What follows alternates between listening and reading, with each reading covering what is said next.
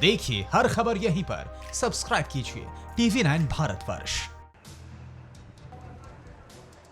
निशान जी, जो आप कह रहे हैं उस बात से ये समझना जरूरी है कि बेसिकली जो स्ट्रक्चर है वायरस का, उसके अंदर में एक स्ट्रैंड है आरएनए का अंदर, और जो रेप्लिकेट होता है हमारे होस्ट के सेल में आने के बाद में, तो वो अपनी सहूलियत से अपने आप को रेप्लिकेट करता, अपने आप को ज्वाइन करता, हमारे बॉडी के जीनोम से सीक्वेंसेस को लेकर अपने हिसाब से अपना सीक्वेंस सेट करता है।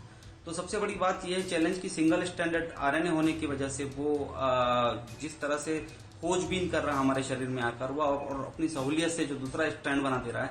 इस कारण कई बार ये होता है कि जब उसके अंदर में जब ये प्रोसेस चलते रहता है तो उस दौरान उसके अंदर सीक्वेंसिंग में कई बार फर्क आ जाता है। और ये जो किस्सा है जो आप बता रहे हैं कि अलग अलग स्ट्रेन देखने आ रहे हैं, तो वो उसका एक परिणाम है।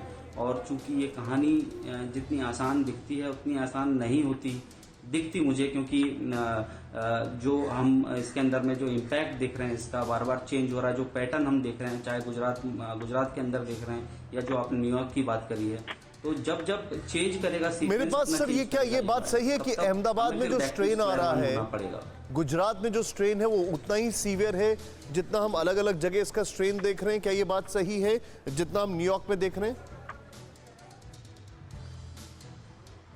निशान जी, मैं कहूंगा सारे स्ट्रेन्स उतने ही डेंजरस हैं, इसमें ऐसा कुछ नहीं है, क्योंकि हर स्ट्रेन का अपना एक इम्पैक्ट है। और वो वायरस का जो बेसिक जो मॉडल है, अंदर का स्ट्रक्चर है जो, वो उतना ही इम्पैक्टफुल है। फिर स्ट्रेन्स बदलने की वजह में थोड़ी दिक्कत इसलिए आएगी उन लोगों को जो लोग वैक्सीन खोजने के ट्राई कर रहे हैं, उसकी कोशिश जो कर रहे हैं, क्योंकि बहुत मुश्किल से जीनोम सीक्वेंस तैयार होता है, उसके बाद में अचानक उसका शेप चेंज हो जाएगा या अंदर का स्ट्रक्चर चेंज हो गया, तो फिर उतनी ही तकलीफ जाती है, वापस बैक टू स्क्वायर वन होना पड़ता है। तो इसलिए ये इम्पैक्ट तो सारे इस जितने स्ट्रेन है सबका एक जैसा ही होगा।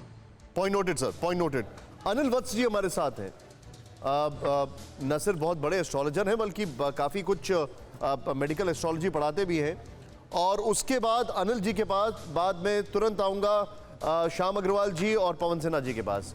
अनिल जी, एस्ट्रोलॉजी को कोलैबोरेट करें अभी तक के फाइंडिंग्स के साथ, तो आप इसका इम्पैक्ट कब तक देखते हैं? ये सवाल मैं इसलिए पूछ रहा हूं क्योंकि ये नई रिसर्च आई है जो कि कहती है 31 जुलाई, और मुझे एस्ट्रोलॉजी के बारे में ज्ञान कम है, आप लोग ज़्यादा ज्ञान रखते हैं।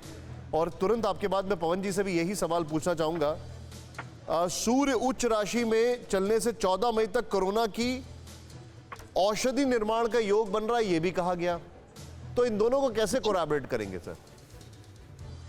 देखिए, सबसे पहले मैं भारतवर्ष 9 के सभी दर्शकों को बहुत बहुत धन्यवाद देता हूं, और आपको भी कि आपने आध्यात्मिक दृष्टिकोण से और ज्योतिष के दृष्टिकोण से, विज्ञान और वायरोलॉजी के दृष्टिकोण से ये समन्वय किया है। तो मैं आपसे संक्षेप में, अगर आप मुझे समय दें थोड़ा सा, तो मैं इतना बता दूं कि नारद संहिता में आज से 10,000 साल पहले एक भविष्यवाणी की गई थी, और उसका अर्थ ये निकलता है कि भूपाव ही महारोगो मध्यस्यार्ध वृष्टया दुहिनो जत्सु सर्वे वत्सरे परिधावनी, यानी जब परिधावी संवत्सर होगा तब, ये बात बृहत संहिता में भी अलग ढंग से कही गई है, तो एक महामारी फैलेगी, राजाओं में परस्पर युद्ध होगा, असामान्य वर्षा होगी, सभी प्राणी दुखी होंगे। ये बात नारद संहिता में कही गई है। और इसके बारे में यह भी कहा गया है कि वशिष्ठ संहिता भी यहां कुछ कहती है कि पूर्व भाद्रपद नक्षत्र में यह रोग फैलेगा। यह फैला भी इसी नक्षत्र में, और 26/12/19 को पूर्व भाद्रपद ही नक्षत्र था, और 25 मार्च से नया संवत्सर प्रमादी शुरू हो जाएगा, और 22/5/2020 तक इसका प्रभाव इतना ज्यादा होगा कि भारतवर्ष में ही नहीं, विश्व में धीरे धीरे इस वायरस का प्रकोप शांत होना शुरू हो जाएगा। ये एक बहुत बड़ी खबर है। और दूसरी बात, ये एक अच्छी बात है कि सिंगापुर यूनिवर्सिटी ने भी 22 मई की ही डेट दी है, और 26/7/2020 तक की डेट दी है कि इस तक तो ये पूरा ही पूरा हो जाएगा। लेकिन मैं यहाँ एक चीज जोड़ दूं। एक मिनट अनिल जी, मैं थोड़ा सा मिस आउट कर गया। आचार्य अनिल जी, मैं मिस आउट कर गया, एक मिनट। अब मैं आपको रोक रहा हूं, माफी चाहूंगा। आपने बड़ी बात की है। आपने किस संहिता का उदाहरण देकर कहा कि 22 नहीं, नारद संहिता के बाद आपने किसी और चीज का भी रेफरेंस दिया है, वो एक बार फिर से बताएं, जिसके अनुसार 22 मई आपने कहा था। बताइए सर। जी, वशिष्ठ संहिता में ये लिखा है, हाँ। वो मैंने निकाल खोज करके बताया है कि ये 22/5/20 को ये रोग लगभग इसका 70 से 80% प्रकोप इसका शांत हो जाएगा और आने 22 वाले मार्च या 22 सितंबर मई? ये मई की मैंने बात करी है, 22 मई को। 22 मई। और आने वाले सितंबर 10 या 15 सितंबर तक हम इतनी अच्छी पोजीशन में होंगे कि इस रोग का बहुत थोड़ा सा ही प्रकोप रहेगा, ना के बराबर हो जाएगा। 22 मई वशिष्ठ संहिता के अनुसार, मैं चाहूंगा इसको हम ऊपर लिख के बता दें, 22 मई वशिष्ठ संहिता के अनुसार यह कहा गया है कि इसका असर कब होना शुरू होगा।